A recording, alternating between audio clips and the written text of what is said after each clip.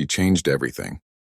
The moving truck pulled away just as the rain started to fall, and through my apartment window, I watched her struggle with a cardboard box that was clearly too heavy for one person to carry. She was drenched within seconds, her dark hair plastered to her face, but she didn't stop moving, didn't ask for help, just kept hauling boxes from the sidewalk to the building entrance with a determination that made my chest tighten.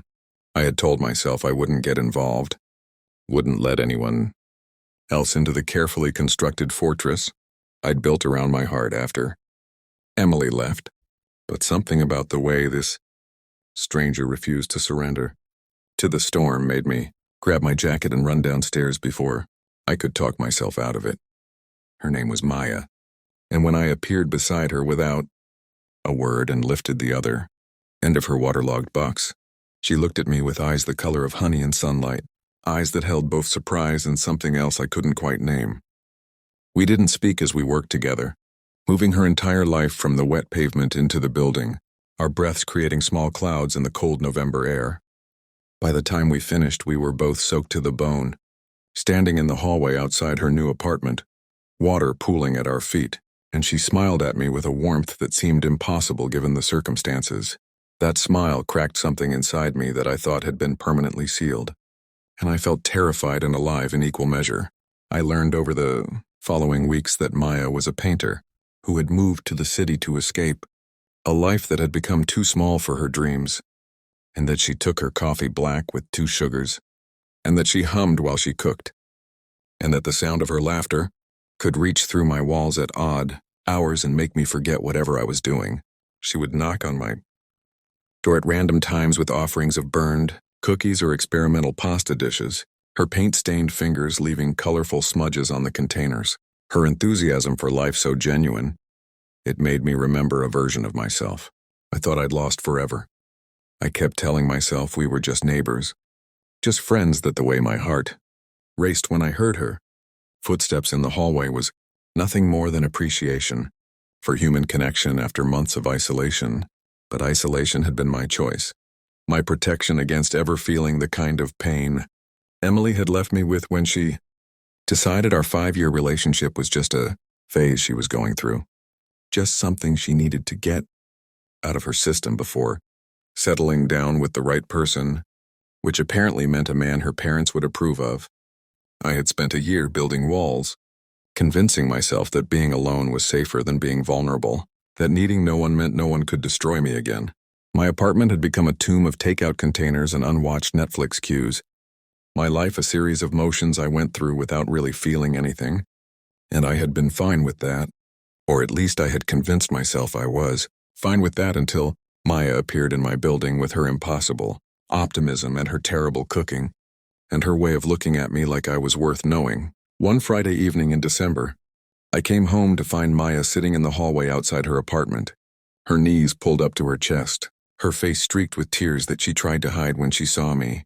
She had locked herself out. She explained in a voice that tried to sound light but cracked around the edges, and the building supervisor wouldn't be back until Monday.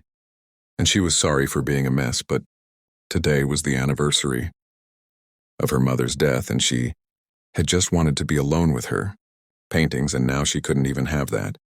Without thinking, I offered her my couch, my space, my carefully guarded solitude, and when she looked up at me with gratitude and something deeper swimming in those honey-colored eyes, I knew I was in trouble, knew I was falling, knew there would be no coming back from whatever was happening between us.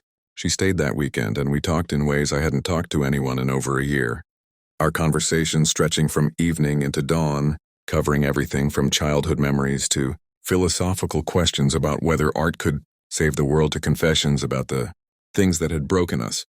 Maya told me about her mother, who had died suddenly when Maya was 23, leaving her with an inheritance of paintings and an unfinished conversation about who Maya really was and who she loved. She had never gotten to tell her mother the truth about herself, had never gotten to introduce her to the women she had loved, and that regret lived in her like a constant ache. I told her about Emily, about the shame and anger that still burned in my chest, about how I had stopped believing in love as anything more than a temporary delusion that ended in betrayal. Maya listened without judgment, her hand finding mine in the darkness of my living room, her thumb tracing circles on my palm that sent electricity through my entire body.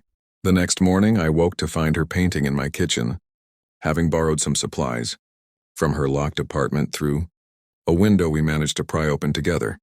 She was creating something abstract and beautiful, all swirling colors and chaotic energy. And when I asked what it was, she said it was gratitude, it was friendship. It was the feeling of not being alone on the worst anniversary of her life. I watched her work with a focus that made the rest of the world disappear, her whole body engaged in the act of creation. And I understood then that I wasn't just falling for her. I had already fallen, was already lost in a feeling I had sworn I would never let myself experience again. The realization should have sent me running, should have made me put distance between us. But instead I moved closer, standing just behind her, close enough to feel the heat radiating from her body, close enough that when she turned around, our faces were inches apart and the air between us felt charged with possibility. We didn't kiss that morning, though I could see in her eyes that she wanted to as much as I did, could see her fighting the same internal battle. I was fighting between desire and fear. Instead, we spent the day together, walking through the city in the cold December air, drinking hot chocolate from a street vendor, visiting a gallery where Maya stood in front of each painting like she was having a conversation with it, explaining to me what she saw in the brushstrokes and color choices, making me see art in a way I never had before. She made everything more vivid, more meaningful, and I found myself laughing at her terrible jokes and sharing stories from my own past that I had buried so deep I had almost forgotten they existed. By the time we returned to my building that evening, something between us had shifted, had deepened into something that could no longer be ignored or dismissed as simple friendship. The following weeks brought a pattern of proximity that felt both natural and terrifying, with Maya spending more time in my apartment than her own, our lives weaving together in ways that seemed inevitable. She would paint while I worked on my laptop, the two of us existing in comfortable silence broken only by her humming or my frustrated sighs when code wouldn't compile correctly. We started cooking together, which mostly meant I cooked while Maya offered commentary and taste-tested everything, her enthusiasm never dimming. Even when she nearly set my kitchen on fire trying to make flambe, she talked about her dreams of having her own gallery show someday, of creating art that would make people feel less alone. And I found myself believing in her vision with a faith I didn't know I still possessed. But beneath all the easy companionship and growing intimacy, there was an undercurrent of tension, of unspoken feelings that seemed to grow stronger every time our hands accidentally touched or our eyes held contact for a moment too long. On New Year's Eve, Maya invited me to a party her artist friends were throwing, and I agreed despite my hatred of parties and crowds and forced celebration. I told myself I was going to support her, to be a good friend. But I knew the truth was that I couldn't stand the thought of not being near her. When the year turned, couldn't bear the idea of her kissing someone else at midnight the way everyone seemed obligated to do. The party was exactly as chaotic and loud as I had expected, full of creative people discussing concepts I barely understood, but Maya stayed close to me, her hand on my arm or the small of my back anchoring me in the chaos. As midnight approached, we found ourselves on the apartment's small balcony, just the two of us in the cold night air, the sounds of the party muffled behind us. The city spread out below like a carpet of lights. When the countdown began, Maya turned to me with an expression that held every unspoken word between us, every moment of tension and desire and fear. The crowd inside screamed the final numbers, and as they reached one, as the new year officially began, she leaned in and kissed me with a gentleness that made my knees weak and my heart race in every defense I had built completely crumble. Her lips tasted like champagne and hope. And when we finally pulled apart, both breathless and trembling, she whispered against my mouth that she had wanted to do that since the day I helped her move in, that she knew I was scared and she was scared too, but that some things were worth being scared for. I kissed her again in response, deeper this time, my hands tangling in her hair, and I felt something inside me that had been frozen for so long finally begin to thaw. The beginning of our relationship was not easy because healing never is. And I came with so much baggage and fear that there were days when I wanted to run, wanted to push her away before she could leave me the way Emily had. I would create fights over nothing, would retreat into silence when she got too close, would test her patience in ways that were unfair and born purely from my own terror of being hurt again. But Maya met every one of my moments of panic with understanding rather than judgment, would give me space when I needed it but never let me disappear completely, would show up at my door with coffee and patience and a willingness to talk through whatever I was feeling. She told me about her own fears, about how she worried she loved too much, too intensely, about how past girlfriends had found her overwhelming, about how she was terrified. I would wake up one day and decide she was too much to handle. We were both damaged in our own ways, both carrying scars from people who hadn't known how to love us properly. But instead of our wounds making us incompatible, they somehow made us understand each other better. Spring came and brought with it a lightness I hadn't felt in years, and Maya convinced me to be her model for a series of paintings she was creating for her first gallery show. I sat for hours while she painted, watching her work with that same intense focus I had witnessed that morning in my kitchen. And when she finally showed me the completed pieces, I saw myself through her eyes and barely recognized the woman in the paintings. She had captured something I didn't know was visible, had painted me as strong and beautiful and whole, had seen past all my defenses to something essential I had forgotten existed. The night of her gallery opening, I stood beside her as strangers examined her work and spoke about her talent, and I felt a pride so fierce it almost overwhelmed me.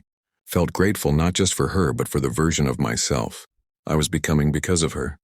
If this story has touched your heart in any way, if you've ever felt the fear of loving again after being hurt, or if you believe in the kind of love that heals rather than harms, please take a moment to like this video and subscribe to the channel. Your support means everything and helps us continue sharing stories that matter, stories that remind us we're not alone in our struggles and our hope. We had been together for 8 months when I woke up one morning to find Maya already awake, propped up on one elbow, watching me with an expression I couldn't quite read. She told me she had been offered an artist residency in Paris, a 6-month opportunity that could change her career, and she needed to know if I would wait for her, if what we had was strong enough to survive distance and time. The old me, the me from before Maya, would have heard this as the beginning of the end, would have assumed she was looking for an excuse to leave, would have pushed her away before she could abandon me.